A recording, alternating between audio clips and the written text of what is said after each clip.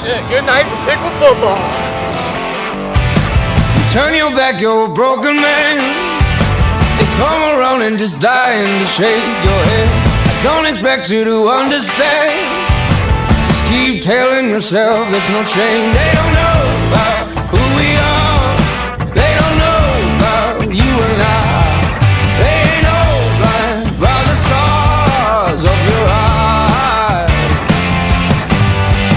Oh, hot blood love is gonna get you.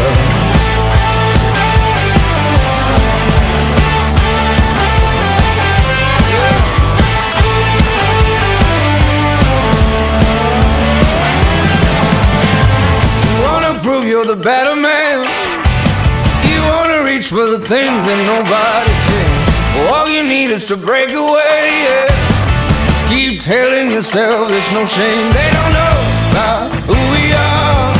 They don't know about you and I. They ain't all blind by the stars of your eyes. Your hot blood love is gonna get you.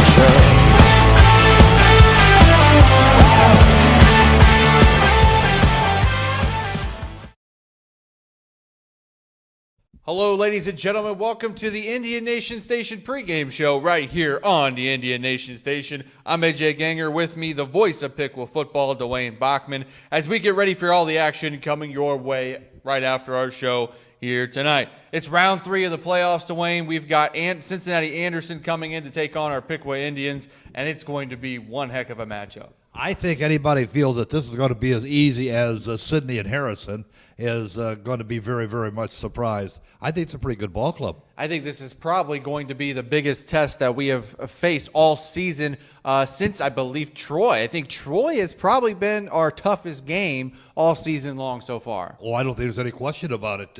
And I tend to think that Anderson is every bit as good as Troy, maybe a cut above. Their schedule's a little tougher. Yeah, I believe so. I mean, when you're in Cincinnati, you play all those really good Cincinnati teams, and their conference is just a tough hammer conference, too. No question about it. That's going to be a ball game. Well, let's take a look at the scores from last week in Division II, Region Number 8. Winton Woods with the W over Xenia, 28-13. Again, Edgewood moves on due to Troy forfeiting because of positive COVID tests. Kings whooped up on Talawanda, 42-7. Turpin with the win over Winthrop, 23-6. Cincinnati LaSalle beats Little Miami 42-14.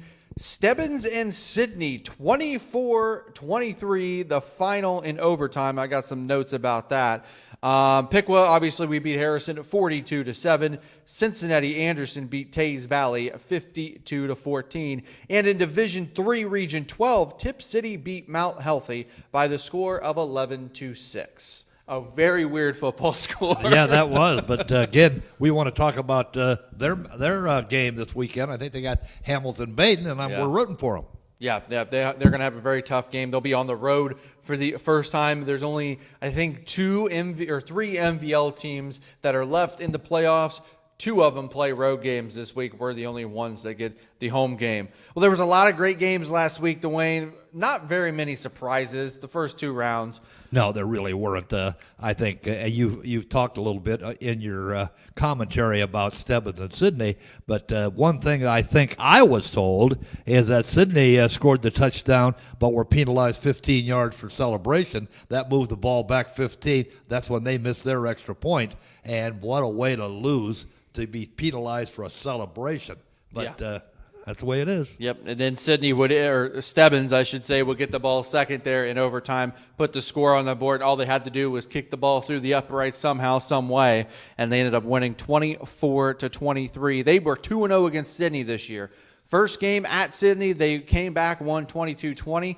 This last game, they were at home, ended up, I think, coming back and winning again, 24-23 in overtime. But let's not forget, they're playing LaSalle tonight. Oh, yeah, they're going to play the defending Division II state champions. It's going to be, I think it could be a good game, depending on which Stebbins team shows up. But again, LaSalle is just way, way too good. I don't think there's any question about that. It'll be a 2 or 3 touchdown difference. Yeah. All right, let's dive into the Indians' 42-7 victory over Harrison last week. Brady Ewell, 6 of 12 passing, 135 yards, 1 touchdown pass. He also had 3 carries for 50 yards and 2 touchdowns. One of those carries was a long, I think it was like a 45-yard touchdown run. I mean, he looked like a gazelle running down the field there. Karan Coleman, just 7 carries, 58 yards, but he did have 2 touchdowns. He was like the 3rd down, 4th down power back last week. That we haven't seen that all season. No, we have long. not. In fact, we were mentioning it on the broadcast. We hadn't seen him for a while. Then all of a sudden he appears in 3rd and 4th down. So Bill Neese is spreading it around a little bit, and he's got enough good runners that he can afford to spread it around. And I think that's good for everybody. And Sam Smeezing had a game on defense, too, the linebacker, with 8 total tackles on defense. You saw it in our intro, too. He had a great tackle running towards the quarterback who was taken off out of the pocket, couldn't find a receiver, and he just slammed him to the turf. I mean, Sam is a very good linebacker as well. We have not given him enough publicity No. and announcements about his accomplishments. Sam's had a heck of a year for Pickle. Yeah, I mean, this whole defense, and I mean, you know, we could to look at next year's too. I mean, we pretty much get everybody back on the defensive side and about half of the starters on the offense as well. I mean, this team this year we think is good. What is the team next year going to look like? You know? I think you make a good point, and we have been very, very good this year. Yeah. We all know that, but you're right. A lot of kids coming back. We're losing some good ones, but right now with the depth that we see for Pickle's offense and defense and special teams, with Trombley coming back, tells me that next year is going to be very, very, very good. Except I'd like to see what the schedule looks like. I would hope the schedule be a little more testing. And I think we'll be back to 10 games. We'll play 9 conference games and 1 out-of-conference game as well. So we'll play all the MVL schools, I think, next year as well. Also, a huge shout-out. Today, when we filmed the pregame show, which is Thursday, the day before, Jarrell Lewis, it's his birthday today, so happy 19th birthday. On his 19th birthday, today he is officially committed to play football for Fordham University. That is terrific. We talked about him on our broadcast last Friday. Couldn't happen to a nicer young man. He's going to go to Fordham. He's going to go That'll to be Fordham. Interesting, and we'll have to follow Fordham. I can't say that I know too much about their program, but that'll be good for him and good for them. Yeah, but he was really pushing. It was really hard to get into this program, and I'm very happy for him to be able to get in there, too. He's a great football player, too. And he's a good kid, too. Yeah. All right, let's take a look at the team stat comparisons. Harrison all game only had 8 first downs. The running clock may have done a little bit of that in the second half. Yeah. We only had 14, didn't need a lot of first downs. Had 327 total yards of offense. They only ended up with 27 yards rushing. We had 192, and they just had an even 100 passing yards. Dwayne, our defense, I mean, can we just look at this? Their passing, your yardage per pass was 3.7 yards. Their yardage per rush was 1.5 yards. They were 2 of 11 on 3rd down and 1 of 2 on 4th. I mean, wow. Wow. And again, that's what tells me tonight it's going to be a case where Anderson better be able to move the ball and score, or our defense will shut him down, and our offense is strong enough because Anderson gives up some points. Yeah. It could be a matter of our defense shutting them down, our offense being in high gear. What I like about those stats, I see 2 that I really like. Turnover 0, penalties 4, and those are two areas that sometimes you get a little excited about, but our turnover ratio and penalty ratio over the course of the season has not been anything to be alarmed about. No, it really hasn't. I mean, we look at the penalty stats here too. We only had 4 penalties all game, but there was only 5 total penalties. 1 penalty against Harrison. It was a pretty clean game on both sides. We were also 3 of 4 on 4th down. We went for it 4 times. Troy Uhl trusted his offense to do it, didn't get it once, but he got it 3 other times, and that's a 75% rating on 4th down. That's really good. That's very unusual, but we'll take it. Well, let's face it, Brady Uhl and all of the young fellas on the offense, they've been very, very good. Yeah. Nothing surprises me on the offense. No. I'm just hoping that we can continue. And if Anderson throws the ball 30 or 40 times in a game, it's going to be in the air. Now we got to make sure that they don't make that passing game a factor in the final score. Now, when we talk about Anderson passing the football. I think our defensive mindset is going to be the same as it was this last week, because we just played Harrison, who is another team who passed the ball 30, 40 times a game, and we shut them down. Do you think our game plan going in being the same will work just as well as it did against Harrison? Well, I would hope so, except I've got the Anderson stats in front of me. This Jackson Kuhn, 67% completion rate, and last week that young fellow from Harrison had 47. So this young fellow's got having a little better luck, Yeah. but we don't know what's going to be. But there's one thing on here that I caught my eye. Do you notice how many people are getting the pass? There are 5 guys, well, 6 really, in double figures. So Jackson Kuhn, I think that's his name, the quarterback, passes it around, and that is a little bit scary. He's got 6 receivers that are out there, probably with pretty good hands. Yeah. Passing things scares you a little. Yeah, I think it does too. Well, the Indians did have another dominating performance last week. Their games without giving up a touchdown streak unfortunately came to an end late in the fourth quarter when our JV came in and gave up that touchdown. With that being said, though, the Indians have outscored their opponents 259-38 all season and 190-10 in the last 5 games. That's unbelievable, isn't it? It's very unbelievable. And that's what tells you tonight the defense is going to have to continue it. We certainly would expect them to be. I tend to think they're going to have to bring the A game. Nobody thinks after you're this far into the playoffs that everything's going to be easy. It's going to be, I think it's going to be a ball game. I think it will be too. And the Piqua offense, which is coached by Troy Uhl, they've been very efficient all season long. They've scored more than 40 points in 4 games this season. The other ones, we've been close to 30 points. Our defense, again, been dominating, giving up the least amount of points by any team in the Miami Valley League this year, which is just an amazing stat.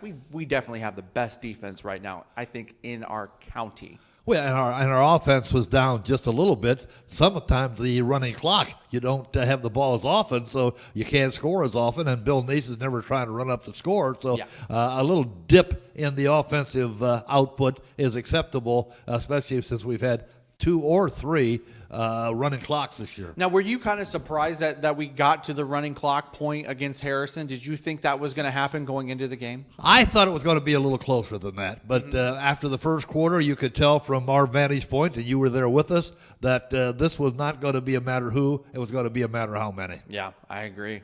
Well, let's get into round number 3 right now. We are 1 round away from the regional semifinals, which there are going to be some good matchups in there depending on these teams if they win or lose this week. Here in Division II, Region 8, number 1 seed Winton Woods hosting 8 seed Edgewood, 4 seed Kings hosting 5 seed Turpin, 2 seed LaSalle hosting 7 seed Stebbins, and our 3 seed Indians hosting the 6 seed Anderson Redskins. Division 3, Tip City, again, we mentioned earlier, traveling to 2 seed Harrison Baden. This is going to be a huge test, but looking at these games, I mean, there is one team right now that if we get out to the regional finals, let's say we win this week, we beat whoever wins the LaSalle Stebbins game.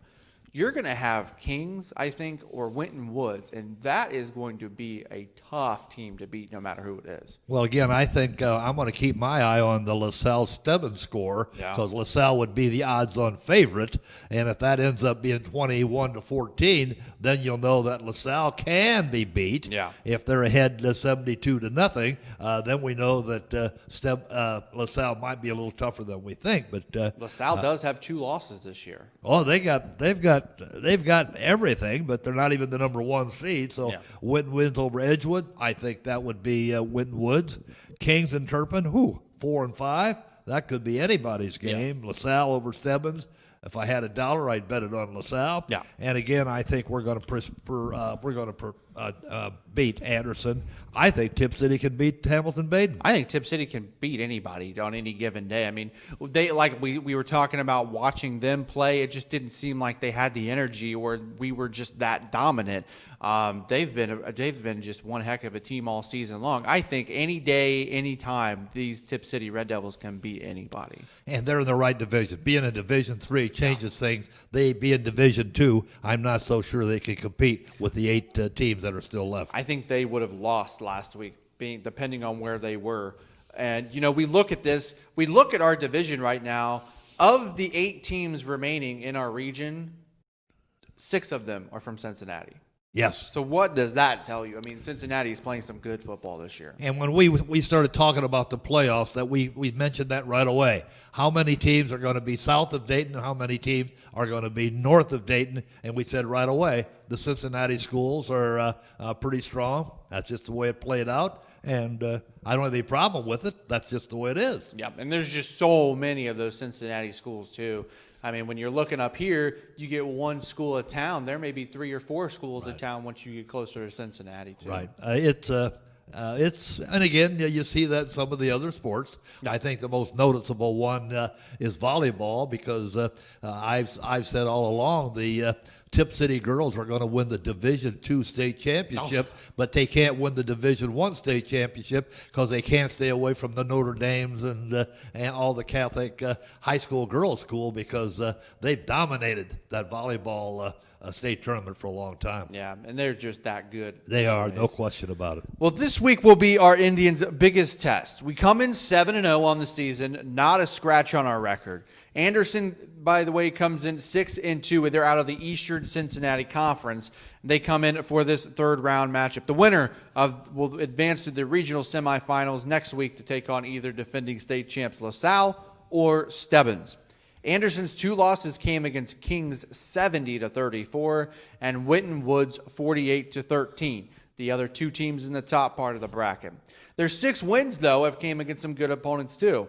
They beat Little Miami 50-40, Lebanon 38-20, West Claremont 42-0, Milford 40-13, Winthrop 58-13, and beat Tays Valley last week 52-14.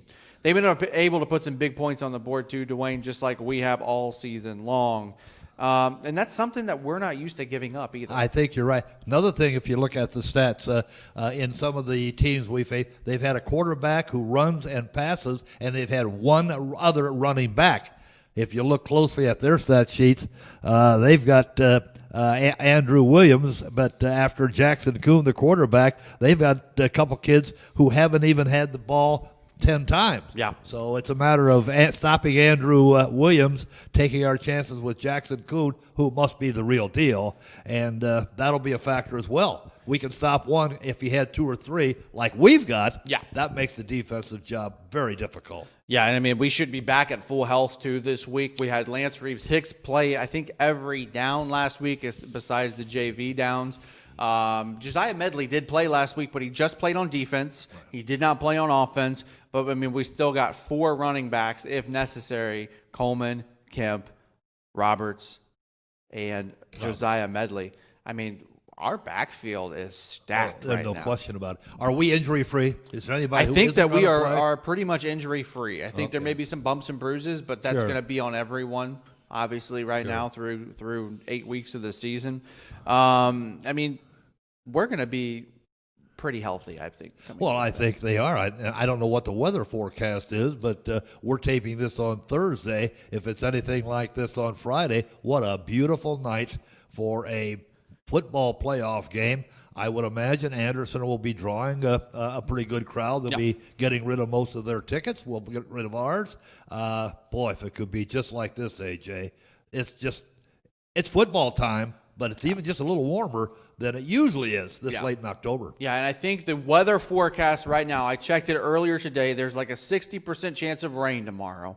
I think it's still going to be warm, around 75 during the day, but once that sun goes down, it is going to be chilly, and there's still maybe some chances for some storms or rain sometime during the course of the game. So right now, I mean, it's going to be football weather outside either way. Well, the only thing I would hope is that the rain doesn't mean we're going to have to worry about such things as lightning delays. Oh, yeah. Those things are just murder for everybody. Yeah. The players, the coaches, and the fans. Yep, they are.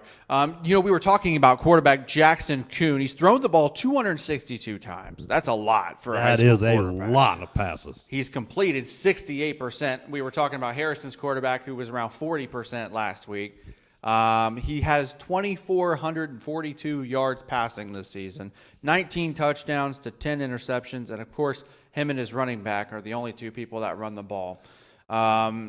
What do you think are some keys to this for our Indians to move on to the next round? Oh, I think it's just to stop Andrew Williams. You stop Andrew Williams, Jackson Kuhn can't do enough on his own to offset a loss of somebody who's had the ball 80 times. Yeah. I think you stop Andrew Williams and take your chances with Jackson Kuhn.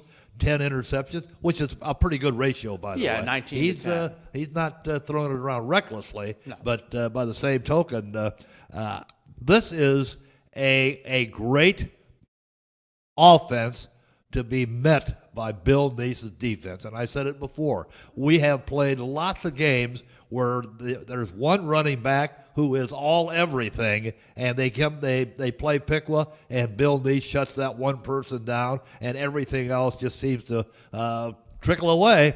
And that could be exactly what we're dealing with. You stop Andrew Williams tonight, take your chances with Jackson Kuhn, you're going to win. And I heard something, too, going around the locker room and things this week, the kids just being in the classroom and things, is that Jackson Kuhn is kind of the same quarterback Stebbins has. Oh. And we shut Stebbins' quarterback down immediately. So if that is the case, we may be off to another route. But I don't know how good Anderson's defense is. That's the other question. I think that's right. Jackson Kuhn, I didn't catch his. How is he a tall young fella? Did you have? I don't see any, that. I don't have any. But, I didn't. We have not seen. We have not seen many quarterbacks who have the height to give them a little advantage in the passing game. He may be around 6 foot, 6 foot. Okay, that would not cause any problems if you're Bill Neese. No, I don't think so either. Well, Dwayne, anything else that you want to throw out there here before we move on and get you guys ready for the game? Well, I think the only thing we want to do is make sure that we're all healthy. You said we are. Mm-hmm. And again, it would appear to me that Anderson is going to be a better ball game than we had against Harrison, but I'm still predicting that Piqua defense will dominate. They'll not be able to take advantage of Andrew Williams. Jackson Kuhn is going to be brought down to a level that he has not seen all season, and Piqua's going to win. Yep, I think I'll win too. I think it may be 10, 14 points, somewhere around there. I would say 2 or 3 touchdowns. Yeah. Well, Dwayne, we look forward to hearing you and Brian Gillespie again calling the game coming up next, only here on the Indian Nation station. Our game will be also live on our YouTube page. The link will be posted on our page later tonight, or later Thursday, and also on Friday during the day. So look out for that link. It'll take you right to the live stream. Again, a special thank you to Buffalo Wings and Rings for playing our game. They also gave me a free lunch the other day I was in there, and they also gave us 4 $25 gift certificates to give out. A free lunch? Yes. Well, I have to talk to, I don't know if you're aware of it or not, but the gentleman who owns Wings and Rings, when he came to town, I was fortunate enough to be one of the first people he met, and he asked a favor. He says, Wayne, I'd like to have a helmet from every school in Miami County. I said, I'm going to try to do that for you. And if you look over at Wings and Rings, I think they're still there. Yep. And had nobody turned me down, but so the Feder family pretty close to me. I don't see them very often anymore, but great people. Yep, and we will be giving away 3 more Wings and Rings gift certificates coming basketball season, so be on the lookout for those gift certificate opportunities to win those. Dwayne, thank you very much for being on the show again. We look forward to hearing you again calling this game. Well, we're looking forward to it. It ought to be a good one. Yep. Well, ladies and gentlemen, again, stay tuned for the game coming up next as our Indians play Anderson right here at Alexander Stadium. For Dwayne Bachman, I'm AJ Ganger saying good night, ladies and gentlemen, and go Indians.